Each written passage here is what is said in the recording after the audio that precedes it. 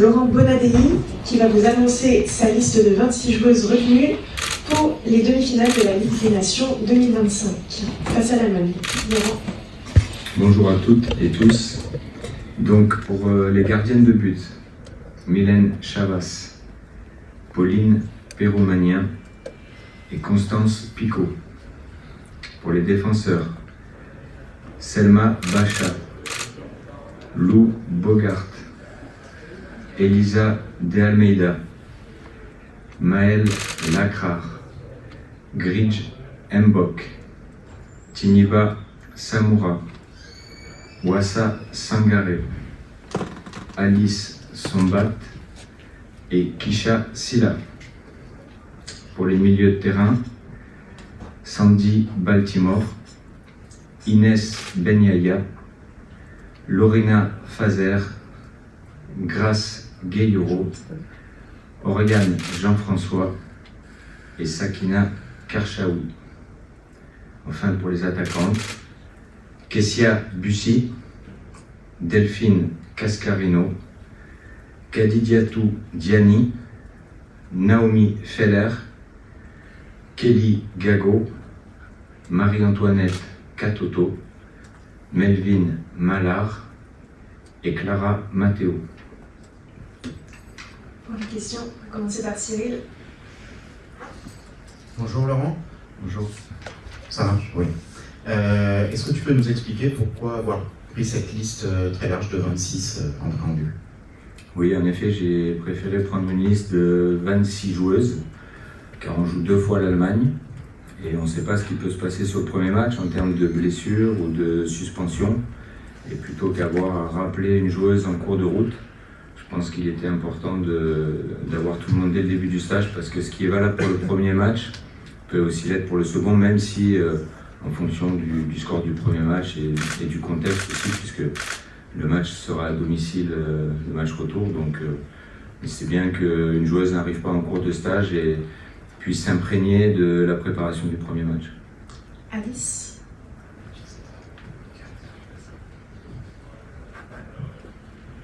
Bonjour Laurent. Bonjour. 2 milieux ont annoncé leur retraite coup sur coup. Est-ce que vous avez été surpris de ces annonces et comment vous avez comblé du coup ces absences? Merci. À demi, parce que concernant Amel, j'avais prévu donc de l'appeler, et suite à son départ en Arabie Saoudite, on a beaucoup échangé, et donc c'était une décision un petit peu qui m'incombait aussi, de lui dire que j'allais pas la sélectionner sur ce stage-là, et qui aussi venait conforter certainement une décision qu'elle avait prise après l'Euro par rapport à ce choix de carrière et ce choix de vie aussi. Concernant la deuxième, Sandy, c'est elle qui m'a appelé, et effectivement là j'ai été surpris parce que je n'y attendais pas. Sandy faisait partie des vice-capitaines, mais lorsqu'elle m'a expliqué toutes les raisons qui lui faisaient prendre cette décision, la période qu'elle a aussi utilisée pour bien réfléchir, se poser pendant tout ce mois d'août, je n'ai pu que, malgré mes tentatives de la convaincre de continuer un petit peu, je n'ai pu que accepter son choix, voilà, qui est un choix professionnel et personnel qui la concerne. Elle a beaucoup souffert de blessures ces derniers temps au niveau des tendons, donc elle a souffert dans sa chair, mais aussi mentalement c'était pas facile, et donc en toute honnêteté, transparence, avec beaucoup de franchise et aussi de maturité, prendre cette décision, je pense que c'est tout à son honneur. Johanna.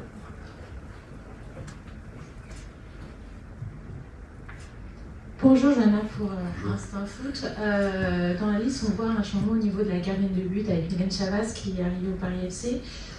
Bien sûr, il y a eu ce petit couac avec Nantes. Est-ce que vous avez pu échanger avec elle? Quel était justement votre choix de prendre justement Mylène à la place par exemple de Justine et de ne pas justement avoir 4 gardiennes en sélection? En effet, Mylène, je la connaissais puisqu'elle était déjà venue à l'époque quand j'étais adjoint avec Hervé, et donc on continuait de la suivre. Je l'avais d'ailleurs rencontrée l'année dernière au Real Madrid, où elle était dans une position de gardienne numéro 2 et je lui avais posé la question, quelles étaient réellement ses ambitions, si elle n'avait pas envie de revenir dans le championnat français pour avoir du temps de jeu. Et à partir du moment où elle a pris cette décision cette année et qu'elle fait selon moi un très bon début de saison avec le Paris FC, cumulé aussi avec probablement une petite blessure de Justine à l'entraînement hier matin, je trouvais qu'il était aussi bien de garder ce groupe de 3. On a beaucoup échangé avec Lionel, il n'a pas forcément envie ou besoin d'avoir plus de gardiennes à l'entraînement et je trouve que c'était l'occasion de récompenser le très bon début de saison de Mylène. Ça n'a rien contre Justine qui a toujours été très professionnelle et investie dans ce groupe, mais simplement c'est plutôt au mérite de Mylène dans ce début de saison. Bonjour coach, Sois Kerry pour France Télévisions. Quel regard portez-vous sur Clara Matteo, son parcours, son évolution et elle en tant que joueuse dans votre sélection? Merci. Oui, Clara, on se rappelle qu'elle a fait une très bonne saison l'année dernière en finissant meilleure buteuse. Elle a été nommée dans les 30 joueuses pour le Ballon d'Or. Donc ça, c'est des récompenses individuelles, mais c'est surtout une joueuse qui s'inscrit bien dans le collectif.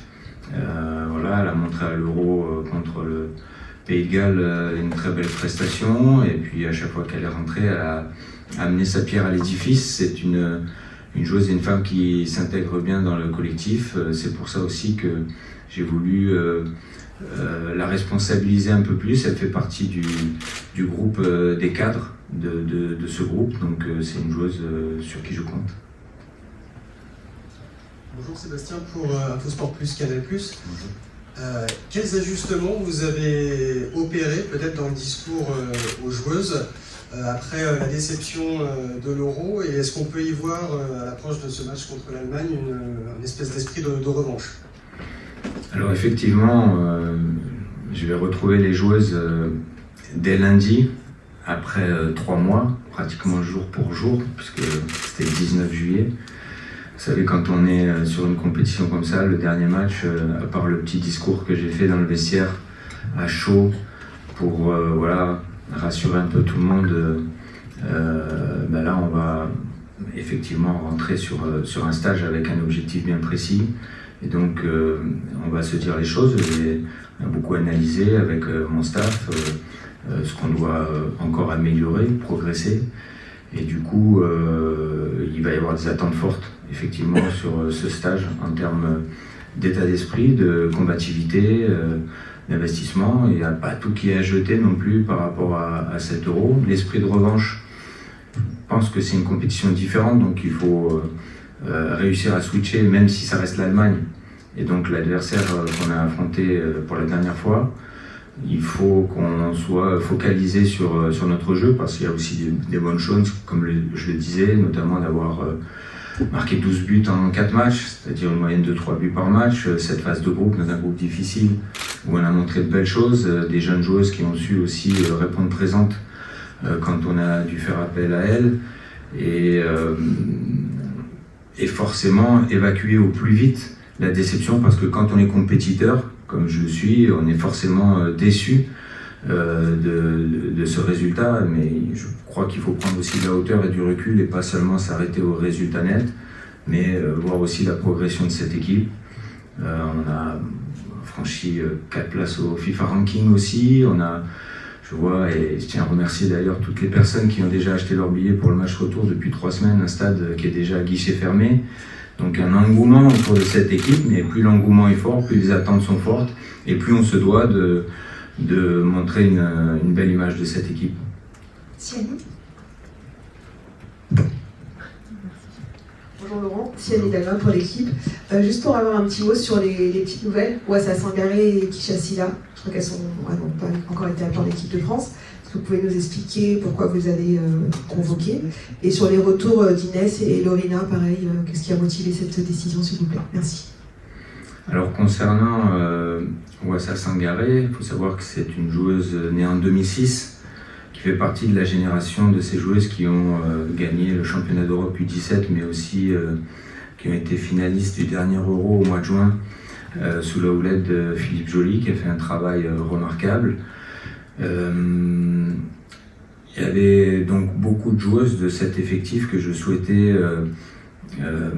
progressivement intégrer à notre logique de travail aussi avec les U23. C'est pour ça qu'il y aura 6 joueuses qui seront dans la sélection des U23 pour ce rassemblement. Malheureusement, Yana Joseph a eu une grave blessure récemment, puisque j'étais au match à Arsenal, et je lui souhaite un prompt rétablissement. Et puis Maïline Mendy, qui avait fait aussi une très bonne fin de saison avec Liana à Strasbourg, qui revient tout doucement d'une blessure de début de saison, mais l'objectif, c'est, avec mon adjointe Sabrina Viguier, c'est de beaucoup échanger sur le management qu'elle a au niveau des sélections de jeunes et d'avoir un regard attentif et concret. Voilà, Ouassa avait été prêté au Havre toute la saison dernière et cette année franchit un cap à London City, est une titulaire dans l'équipe de Jocelyn Prêcheur, fait d'excellents matchs. Et puis Kisha est aussi une joueuse de l'Olympique Lyonnais qui est prêtée à Washington Spirit, dans l'autre club de la, on va dire, holding de Madame Kang, et fait aussi de très bons matchs. La particularité que Kisha a, c'est que c'est une joueuse qui a été formée au poste de sentinelle, milieu défensif, mais qui joue actuellement dans une défense à 3 à Washington, dans l'axe. Et donc, je pense que ces deux joueuses, dans la continuité de ce que j'avais fait avec Tiniba et Alice, vont pouvoir commencer à glaner de l'expérience et apporter aussi leur qualité athlétique, parce que ce sont deux joueuses qui ont des qualités athlétiques hors normes. Et je pense que voilà, c'est le présent, mais aussi l'avenir du football français sur les postes de défense. Concernant Lorina et Inès, à partir du moment où j'avais les défections d'Amel et de Sandy, j'avais amené une réflexion sur le milieu de terrain, en sachant que Sandy Baltimore et Clara Matteo peuvent aussi occuper ces postes offensifs dans le milieu dans un 4-3-3, et que Kisha, voire Gridge éventuellement, pouvait aussi utiliser ces postes de sentinelle. J'ai voulu redonner une chance à ces joueuses parce que Lorina, faut pas l'oublier, était à la Coupe du Monde avec nous en 2023. Une joueuse née en 2003 avec une qualité technique très intéressante, un état d'esprit aussi très bon. Et elle a signé à San Diego et donc elle a commencé à avoir du temps de jeu après sa phase d'adaptation. Elle fait des bons matchs. Elle joue aussi dans un rôle de sentinelle alors qu'on l'attend un petit peu plus dans un rôle offensif. C'est une joueuse polyvalente. Et puis Inès, il y a 2 ans, rappelez-vous, elle avait fait une très belle saison en prêt au Havre. Elle avait marqué 9 buts. Elle a eu malheureusement un petit couac l'année dernière avec une commotion, mais elle revient bien. Elle fait partie de l'effectif de l'Olympique Lyonnais. Je vois que l'entraîneur lui accorde quand même un certain temps de jeu. Je l'ai vu jouer à Lens, un match complet. Elle a encore joué hier en Champions League. C'est une joueuse qui a de la taille, mais c'est une joueuse aussi qui sait bien se situer entre les lignes et qui a la capacité à marquer des buts, à faire la dernière passe. Et donc un très bon profil aussi pour notre animation offensive. Cyril. Laurent, je reste justement dans ce thème. Aux Jeux Olympiques, il y avait une joueuse de moins de 23 ans. Il y en avait 4 à l'Euro. Là, je crois que j'en compte 8. Qu'est-ce que ça dit de tes choix et du foot français? Je pense que il faut s'inspirer aussi de ce que les autres font bien. Voilà, je me souviens que le Paris Saint-Germain a gagné la Ligue des Champions avec l'équipe la plus jeune en Europe. La sélectionneur de l'équipe de Suisse avait 14 joueuses de moins de 25 ans et il faut reconnaître qu'elle a fait un bel Euro en allant en quart de finale et éliminée contre l'Espagne. Ça ne veut pas dire que lorsqu'on passe un certain âge, on n'a plus les capacités à performer, c'est pas du tout ça. Mais il me semble essentiel, et aussi par rapport à mon parcours de formateur, d'avoir un œil particulier sur ces jeunes joueuses. Je note le très bon début de saison, par exemple, de Fanny Pronier à Lens, ou de Julie Villero qui a été prêtée à Nantes, par exemple. Voilà, il faut toujours avoir un œil sur les plus jeunes. On le voit aussi avec notre équipe masculine où Didier Deschamps incorpore beaucoup de jeunesse et ça fait du bien, ça amène aussi de la concurrence et puis aussi ce sont des joueuses qui ont peut-être pas été marquées par des événements négatifs ou des éliminations à un moment donné, donc trouver un équilibre entre des joueuses d'expérience et des jeunes joueuses. Quand on fait appel à des jeunes joueuses, il faut aussi s'assurer que le niveau de performance ne sera pas en deçà des joueuses d'expérience qu'on pourrait appeler. Alice? Je reviens à l'Euro. Selon vous, qu'est-ce qui a manqué pendant ce quart de finale, justement? Et Amel me disait que pendant l'Euro, ce qu'il avait marqué, c'était l'état d'esprit qui était très bon, notamment grâce à Thomas Samut. Et est-ce que ça vous a marqué aussi? Voilà, merci. Oui, c'est vrai que lorsque j'ai eu Amel au téléphone, elle a été assez élogieuse et je la remercie et je lui souhaite vraiment une très belle carrière là-bas en Arabie Saoudite. J'en profite d'ailleurs pour féliciter Léa Le Guérec qui pour sa première année a été élue meilleure joueuse du championnat, ainsi que Hervé pour sa qualification à la Coupe du Monde 2026. C'était pas facile. Et donc quand Amel m'a fait ce feedback, parce que c'est vrai qu'on a tendance souvent à essayer de corriger ce qui ne va pas, à amener des critiques, mais ça fait du bien quand on reçoit des bonnes paroles et des compliments. Et l'état d'esprit, de toute façon, c'est le premier point sur lequel on avait travaillé avec Thomas, sur un projet de vie, où le premier pilier était le relationnel. Et depuis un an, on a beaucoup travaillé sur ça pour faire en sorte que cette équipe redonne une image positive déjà auprès de vous tous, les médias, mais aussi du public français, que chacun puisse s'identifier à cette équipe en termes de combativité, de jeux proposés, de spectacles et aussi d'ambition.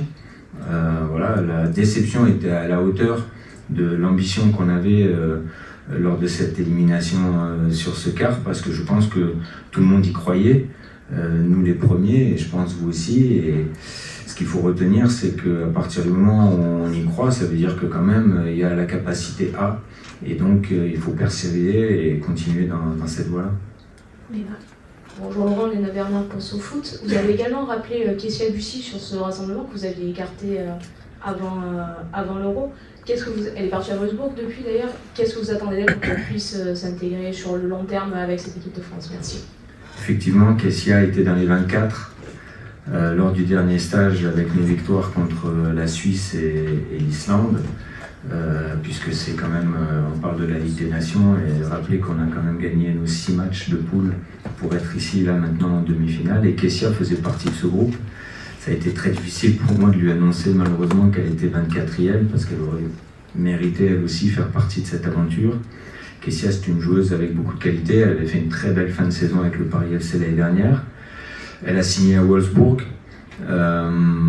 j'ai pu suivre ses matchs, j'étais à Wolfsburg pour le match en Ligue des Champions, elle était rentrée en fin de match.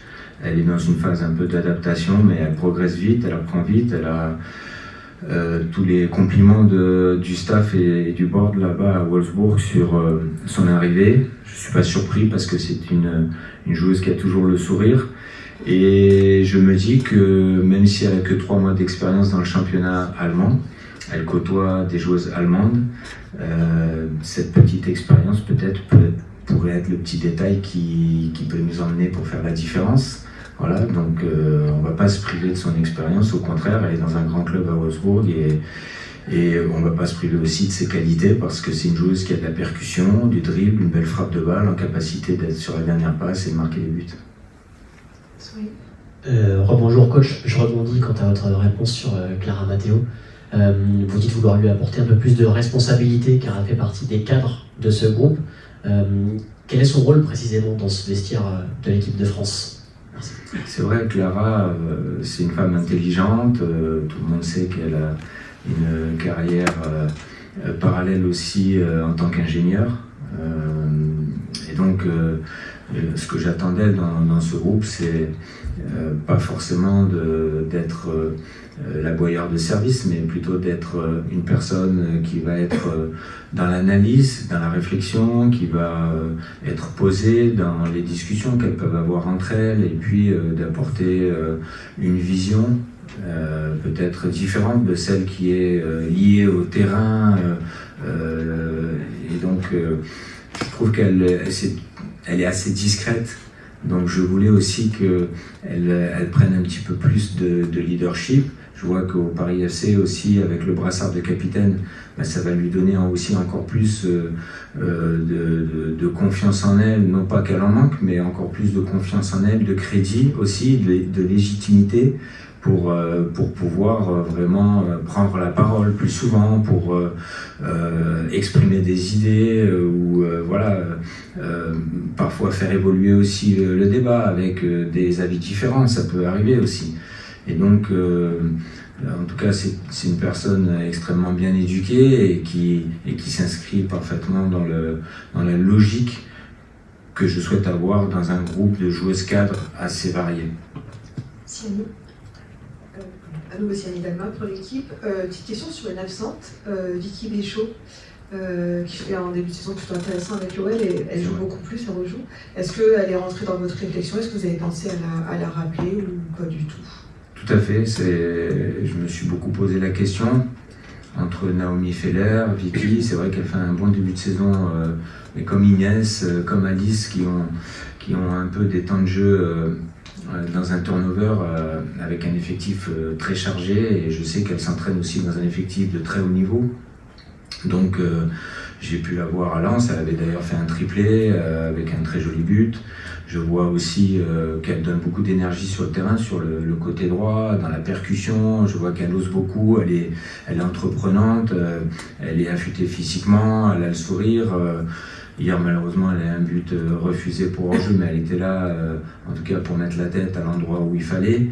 Et c'est vrai que j'ai longtemps hésité et j'ai préféré plutôt m'orienter sur le profil de Naomi, qui joue avec le Real un peu plus souvent, qui a un peu plus de temps de jeu, et qui je voulais aussi redonner une chance, puisque je l'avais appelée l'année dernière lors du premier stage, mais elle n'avait pas pu répondre présente à cause d'une injection qu'elle avait eue la veille de son départ.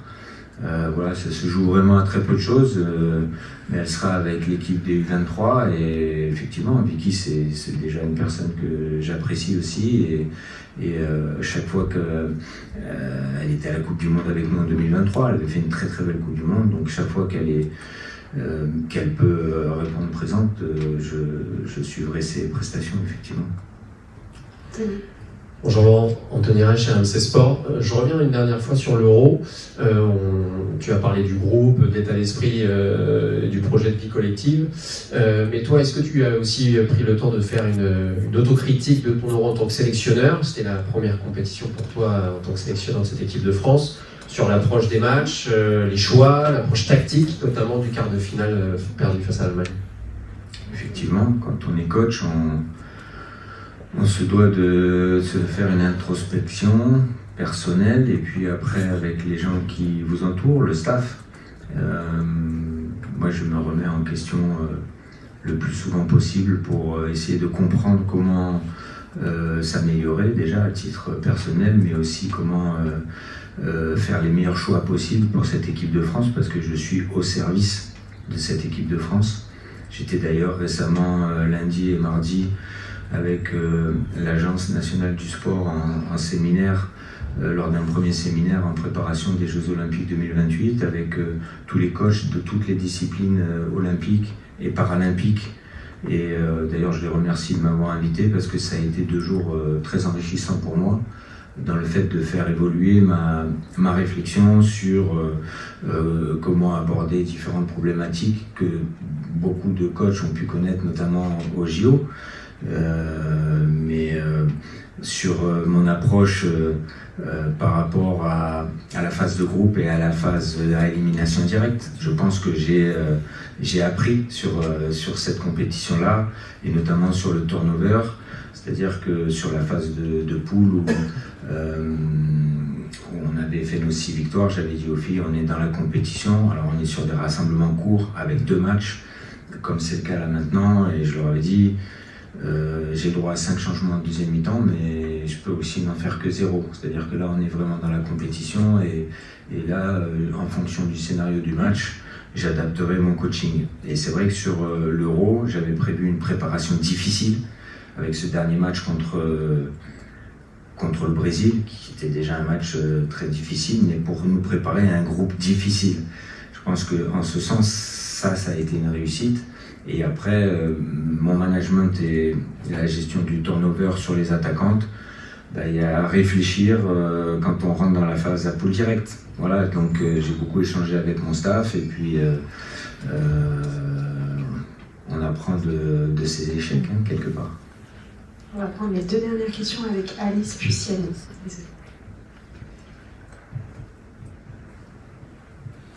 Avec le départ surprise du coup de Sandy, sachant que pour Amel c'était du coup plus prévu, est-ce que le secteur du milieu de terrain vous inquiète un peu en termes d'absence et de peu de joueuses cadres, à part Grace Guillero qui est finalement la seule joueuse cadre et milieu de métier?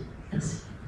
Non, je ne suis pas inquiet du tout, au contraire, je trouve qu'il y a des joueuses vraiment compétitives dans ce milieu de terrain, que ce soit Oriane Jean-François, qui est plus jeune mais qui a beaucoup d'expérience et qui a beaucoup de maturité dans son jeu. Elle l'a montré à l'Euro.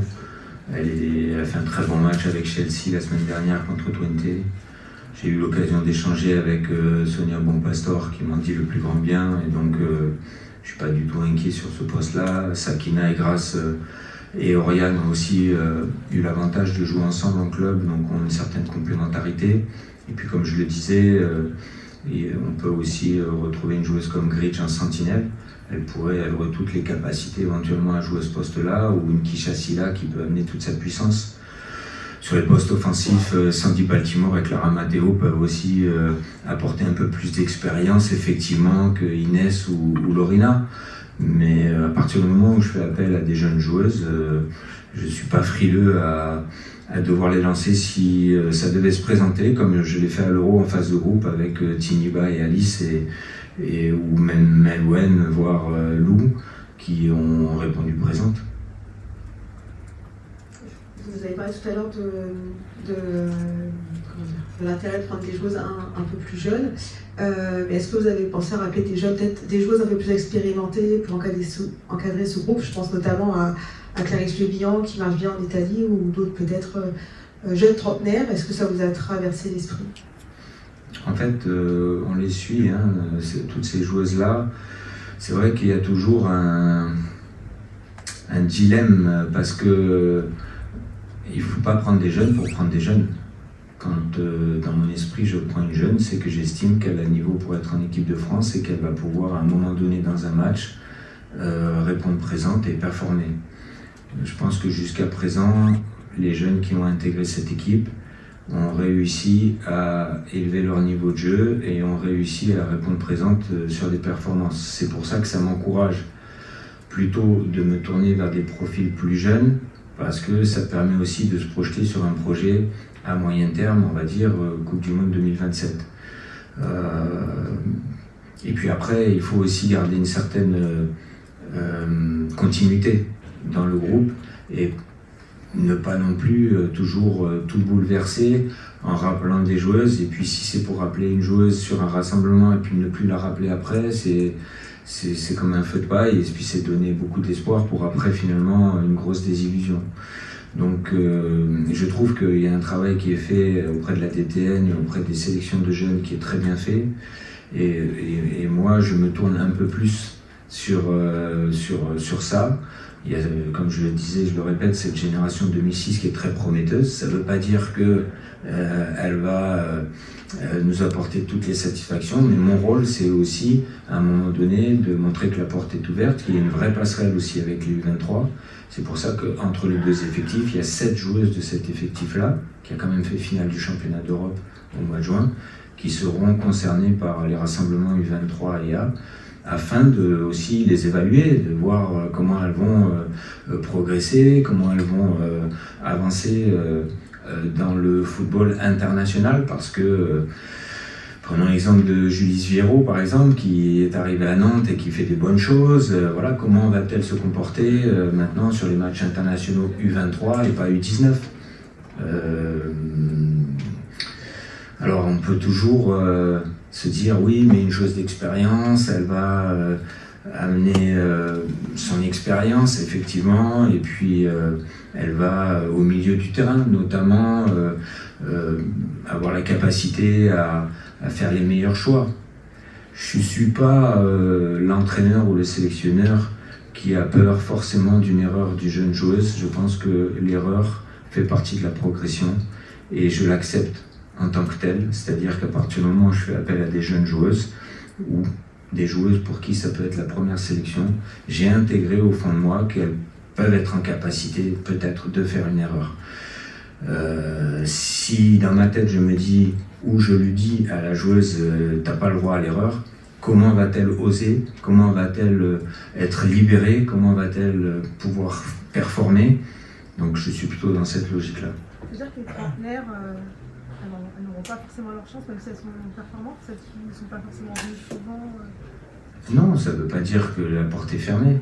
Ça veut dire que si j'estime qu'une jeune joueuse, à un instant T, est au même niveau qu'une joueuse qui a 30 ans, comme vous le spécifiez, je vais peut-être à valeur égale sur la performance à venir, je vais peut-être un peu plus privilégier effectivement la joueuse plus jeune. Merci à tous et toutes.